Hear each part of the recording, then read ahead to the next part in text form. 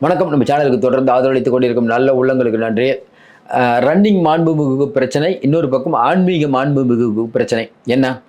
அடிதடியில் ஈடுபட்ட, அடிதடி நடந்து அடி வாங்கிய திமுக பெண் நிர்வாகி.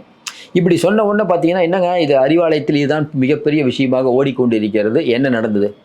ஏற்கனவே உங்களுக்கு தெரியும், ரன்னிங் மாண்புமிகுக்கு சோதனைக்கு மேல் சோதனை. ஏற்கனவே ஞானசேகரன் அவர்களுடைய விஷயத்தில் பெரிய அளவுக்கு ஒரு பெரிய பிரச்சனையாகி, அதுக்கப்புறம் பார்த்தீங்கன்னா சிஎம்ஐ கூப்பிட வந்து வீட்டுக்கு போகிறாரு பொழுது பொங்கல் நிகழ்ச்சிக்கு. எனக்கு வர தெரியாதா, நானே வரேன்னு சொல்லிட்டு அவர் இல்லாமல் தான் அந்த கூட்டமே நடந்தது. அவருடைய ஏரியாவில் ரன்னிங் மாண்புமிகு இல்லாமல் சிஎம் கலந்து கொண்ட பொங்கல் நிகழ்ச்சி. ஏன்னா சிஎம் வந்து அவ்வளோ கோபமாக இருக்கார் அப்படிங்கிறது தெரியுது. இன்னும் கடந்த காலங்களில் பார்த்தீங்கன்னா உங்களுக்கு தெரியும், அந்த டிபார்ட்மெண்ட்டை பற்றி வரக்கூடிய தகவல்கள் பார்த்தீங்கன்னா எதுவும் சொல்லிக்கொள்கிற மாதிரி நல்லா இல்லை. இது ஒரு பக்கம் இருக்கும்போது அண்மையில் வந்து பிறந்தநாள் விழா நடந்தது, பொதுக்கூட்டம். அந்த பொதுக்கூட்டத்தில் பார்த்தீங்கன்னா எல்லா ஊர்லேயும் பிரம்மாண்டமான பொதுக்கூட்டம். எல்லா ஊர்லேயும். சென்னையில், தலைநகரில் சென்னையில் பார்த்தா 2 சம்பவங்கள் நடக்குது. என்ன? சைதாப்பேட்டில் கூட்டம் காலியான சேர்கள். என்னங்க காலியான சேர்கள்? அது சைதாப்பேட்டை மிக முக்கியமான ஏரியாவாச்சே சைதாப்பேட்டை. அப்படி அங்கே அப்படி அப்புறம் பார்த்தீங்கன்னா எல்லோரும் அந்த சேர் எடுத்துகிட்டு போகலாம் அப்படின்னு சொல்லியும் கூட கூட்டம் கூடலை. அது ஆளுங்கட்சி ரன்னிங் மாண்புமிகு கூட்டத்தை திரட்டேன், அவர் தான் திரட்டணும். ஏன் திரட்டலையா அப்படின்னு கேள்வி எழும்போது, இல்லைங்க கீழே இருக்கவங்க எல்லாரும் ஒரே அப்செட்டு. ஏங்க? ஆமாப்பா, செந்தில் பாலாஜி தொகுதி, நேரு அவர்கள் தொகுதி, இங்கெல்லாம் ஸ்வீட் பாக்ஸ் கரெக்டாக வருது. தலைநகர்னு பேர் ஸ்வீட் பாக்ஸே வர மாட்டேது. இன்னொன்று, நம்ம ஓடி ஆடி வேலை செஞ்சாலும் இவர் தான் பேர் வாங்கிட்டு போகிறாரு. ஒருத்தரை கூட அக்னாலஜ்மெண்ட் பண்ணுறதில்ல. சைதை கிட்ட இருக்கும்போது தான் இப்படி இல்லை, எல்லாத்தையும் கூப்பிட்டு பேசுவார். சைதை கிட்ட இருக்கும்போது அது நிலைமையே வேறு. அவர் வேற ஒரு டைப். இவர் வந்து முழுக்க பார்த்தீங்கன்னா இவர் வேறு ரன்னிங்கில் தான் பிஸியாக இருக்கார் ஒழிய இந்த மேட்டரில் கவனமே செலுத்துறது இல்லைன்னு கீழே இருக்கவங்க வேலையே செய்யலை. இதுக்கு உதாரணம் சொல்லணும்னா, கொஞ்ச நாளைக்கு முன்னாடி காஞ்சிபுரத்தில் ஒரு திமுக முப்பெரும் விழா நடந்தது. அங்கே பார்த்தீங்கன்னா மாவட்ட செயலாளர் தாமோ அன்பரசனுக்கும் சுந்தர், அவர் 2 பேருக்கு சண்டை. பேனர் யார் ஃபோட்டோ பெருசாக வைக்கிறது, எந்த இடத்துல வைக்கிறதுன்ட்டு. கூட்டம் பெருசாக வரல. அடுத்த நாள் சிஎம் கூப்பிட்டு 2 பேரையும் கேட்டிருக்காரு, என்ன பண்ணிகிட்டு இருக்கீங்கன்னு கேட்டிருக்காரு. அப்போ அது ஒரு பிரச்சனை அப்போ பேசப்பட்டது. அதே போல் இன்றைக்கி பிரச்சனை. ரன்னிங் மாண்புமிகுவை கட்டுப்படுத்துவது யார்? இல்லைனா தலைநகரிலேயே தள்ளாடக்கூடிய நிலைமையில் இருக்கக்கூடியது இன்றைக்கி சூரிய கட்சிங்கிற மாதிரி அது ஒரு பக்கம் ஓடிட்டு இருக்குது. ஏற்கனவே தலைமை இவர் மேலே கோபமாக இருக்கும்போது இது ஒரு கரும்புள்ளி ஒன்று. அதில் இன்னொன்று என்னென்னா, இவருக்கு வேண்டியப்பட்ட நிறைய பேர் உள்ளே இருக்காங்க பொழுது அவங்கள வச்சு ஏதோ மேக்கப் பண்ணிகிட்டு இருக்காரு. இந்த டிபார்ட்மெண்ட்டை இவருக்கு கொடுத்துருக்க கூடாது, நிர்வாக திறமை சரியில்லைங்கிற மாதிரி 1000 குற்றச்சாட்டுகள் வருது. இது ஒரு பக்கம். இன்னொரு பக்கம் அதே தலைநகரில் பார்த்தீங்கன்னா ஆன்மீக மாண்புமிகு அவர் ஒரு நிகழ்ச்சியில் கலந்துருக்கார். அங்கே பார்த்தீங்கன்னா ஒரே தள்ளுமுள்ளு பார்த்தீங்கன்னா, இப்போ செங்கோட்டையன் தள்ளுமுள்ளுனா தமிழகம் முழுக்க அதுதான் டிபேட்.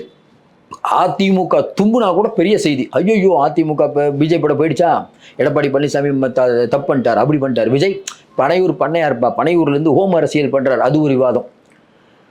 விஜய் பற்றியும் எடப்பாடி பற்றி வந்ததுன்னா பிஜேபி பற்றி கூட, பிஜேபி பார்த்தீங்கன்னா எல்லா சேனலும் அதுதான் விவாதங்கள்.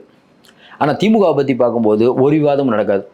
அடிதடியில், அதாவது அதிமுக கலாய்வு கூட்டத்தில் அடிதடி நியூஸ்லாம் அப்படி பார்த்துருப்பீங்க. செங்கோட்டையன் வெளியேறுகிறாரா, இதெல்லாம் டிபேட். ஆனால் இன்றைக்கி சூரிய கட்சியில் இருக்கக்கூடிய ஆன்மீக மாண்புமிகு தலைநகரில் பார்த்தீங்கன்னா ஒரே தள்ளுமுள்ளா. நம்ம எல்லாத்துக்கும் நலத்திட்ட உதவிகள் ஒரே கூட்டம். அங்கே ஒரு லேடி வந்திருக்காங்க பொழுது அவங்க அந்த தள்ளுமுள்ள தள்ளி விட்டாங்க பொழுது மாண்புமிகு வந்து கோபத்தில் ஏதோ அடிச்சிட்டார். அந்த அம்மா ஐடென்டி கார்டெலாம் தூக்கி போட்டு போயிடுச்சு. இதே பார்த்தீங்க, இதில் என்ன சிக்கல்னா, இது மட்டும் இல்லாமல் இந்த வீடியோலாம் தலைமைக்கு போயிருக்குது. ஆனால் என்ன சிக்கல் உங்களுக்கு ஏற்கனவே தெரியும். கிச்சன் கேபினெட்டை கரெக்டாக கையாள தெரிஞ்சவர் ஆன்மீக மாண்பு, அவரை ஒன்றும் பண்ண முடியாது. நீங்கள் இன்றைக்கி தமிழ்நாட்டில் இருக்கக்கூடிய, ஏன்னா இந்த தமிழ்நாட்டில் ஆன்மீக ஆட்சி நடக்குதுங்கிறாரு சேகர்பாபு. இன்னொரு பக்கம் திராவிட மாடல் ஆட்சி நடக்குதுங்கிறார் சிஎம். ஆன்மீகமாக திராவிடமாக நமக்கு புரியல. அதையும் தாண்டி இன்றைக்கி பல விஷயங்கள் டெண்டர் ஓடுறதுல, ஆன்மீக துறையில் டெண்டர் ஓடுறதுல நிறையா பிரச்சனை நடக்குதான். என்னென்னா எல்லாமே அவங்க ஆளுங்க தாங்க பார்க்குறாங்க, இதனால் நிர்வாகமே ஸ்தம்பித்து போயிருக்கிறது அப்படின்னு அது ஒரு பக்கம் குறை. இது எதுவுமே தெரியாமல் வீடியோ போட்டு கொண்டிருக்கிறார் முதல்வர். என்ன ஒன்று, இவங்க என்ன நினைக்கிறாங்க, எதிர்கட்சியே யாரும் இல்லைப்பா. உண்மை தான், எதிர்கட்சி யாரும் இல்லை. நேற்று வரைக்கும் திடீர்னு பார்த்தா எடப்பாடி இப்போ பிஜேபியோட போகிறாரு. எந்த பிஜேபியோட எடப்பாடி போகமாட்டாருன்னு நினச்சிட்டு இருந்தாங்களோ அந்த பிஜேபியோட போகிறார். கொஞ்ச நாள் முறைக்கு என்ன நினச்சிட்டு இருந்தாங்க, எடப்பாடியும் டிவிக்கும் ஒன்று சேர்ந்துடக்கூடாது, 2 பேரும் சேர்ந்தா பிரச்சனை, 2 பேரையும் உடைக்கணும். அது ஒரு பக்கம் போயிட்டு இருக்கும்போது எடப்பாடி பழனிசாமி பிஜேபியோட போவாங்கன்னு திமுக பேசிகிட்டு இருந்துச்சு. ஆனால் உண்மையிலே திமுகவுக்கு தெரியும் போக மாட்டார். ஏன்னா இந்த தடவை போக மாட்டாருங்க. ஏதோ சிக்கலில் ஓடி தெரியும்ல, உள்ளுக்கு வர தெரியும். அவங்க ரைடு விடுறாங்க எடப்பாடி சம்மந்திக்கு. அப்படிங்கும்போது அதிமுகவில் வேற ஒரு ரூட் போயிட்டு இருக்குது. டிவிக்கே கூட அவங்க கூட்டணி வைப்பாங்க, டிவிக்கே கூட கூட்டணி வைக்கக்கூடாதுன்னு முயற்சி பண்ணாங்க. திடீர் திருப்பமாக நேற்று எடப்பாடி பழனிசாமி பிஜேபி எல்லாம் பிரச்சனை இல்லைங்கிற ரேவேஜுக்கு போயிட்டார். இப்போ திமுக என்ன யோசிக்கும்? கூட்டி கழித்து கணக்கு போட்டால் நமக்கு ஒரு பெரிய ஒரு அலை இருக்குது தமிழ்நாட்டில். எது? திமுக மேலே ஒரு அதிருப்தி, கூட்டணி பலம் இருக்குது. ஆனால் போன தேர்தலில் பார்த்தீங்கன்னா 10 ஆண்டு கால அதிருப்தியையும் தாண்டி இந்த கூட்டணி கிட்டத்தட்ட 77 சீட்டு ஜெயிக்கிறாங்க. 77 சீட்டு, மெஜாரிட்டிக்கு 122 சீட்டு தான் சார், 40 தான். அப்போ டிடிவி தினகரன் எல்லாரும் கூட்டணியில் வெளியில் இருந்தாங்க, அதிமுக வெளியில் இருந்தாங்க. மொத்தமாக எல்லாத்தையும் சேர்த்து பிஜேபி வந்ததுன்னா பணம் இருக்குது, அதிகாரம் இருக்குது, தேர்தல் ஆணையம் இருக்குது, எல்லாத்தையும் வச்சு அடித்தா நம்ம திமுக பவரா பிஜேபி பவரா சார்? வெளிப்படையாக சொல்லுங்கள். இன்றைக்கி மக்கள் யார் ஒன்று வேணாம். தமிழிசை அவர்கள் இன்றைக்கி 2 மணி நேரமாக இருந்து போராடுறாங்கன்னா என்ன காரணம்? முதல்ல அனுமதி பெறவில்லை, அவர்களை நாங்கள் அனுமதிக்க மாட்டோம், கையெழுத்து வாங்க அப்படின்னு திமுக சொன்னிச்சில்ல, காவல்துறை சொன்னிச்சில்ல. இதே வேறு கட்சியாக இருந்தால் தூக்கி போட்டுருக்க மாட்டீங்க? முடியாதுங்க, அப்படி தாங்க நிற்பேன். அப்புறம் போலீஸார் ஒப்புதல் கொடுத்து கையெழுத்து வாங்குறாங்களா? எப்படி அவங்களுக்கு அந்த அதிகாரம் கிடைச்சது? என்னை கமலாலயத்தில் உட்காந்துக்கிற என்னை தொட்டு பாருங்கிறாரு அண்ணாமலை. யார் இந்த தைரியத்தை கொடுத்தது? எச் ராஜா தமிழ்நாடு இன்னொரு மாபெரும் மசூதியாகவும் சொல்லிட்டாரு, மதவரியை தூண்டுற மாதிரி பேசுகிறார். யார் இந்த தைரியத்தை கொடுத்தது? அப்போ பிஜேபி அப்படிங்கிற ஒரு கட்சியை பார்த்து நீங்கள் இருக்கக்கூடிய திமுக பயப்படுது. ஒன்று வேணாம் சார், வேலை கையில் பிடிச்சது யார் சார்? சிஎம் தானே பிடிச்சார். எடப்பாடி பிடிச்சாரா? கொஞ்சம் யோசனை பாருங்கள். வேல் யாத்திரை நடத்தும் போது கூட ஒவ்வொருத்தரையும் முருகன் அன்னைக்கு அரெஸ்ட் பண்ணுவார். இவங்க சொல்கிற அடிமை எடப்பாடி பிஜேபி தயவில் தான் இருந்தார். அங்கே பாபர் மசூதி இடிக்கப்பட்ட அன்னைக்கு மீட்டிங் போடுறாங்க, வெறும் 400 பேர் தான் இருந்தாங்க. முருகன் மாநாடு நடத்தது எடப்பாடியே இவங்களா?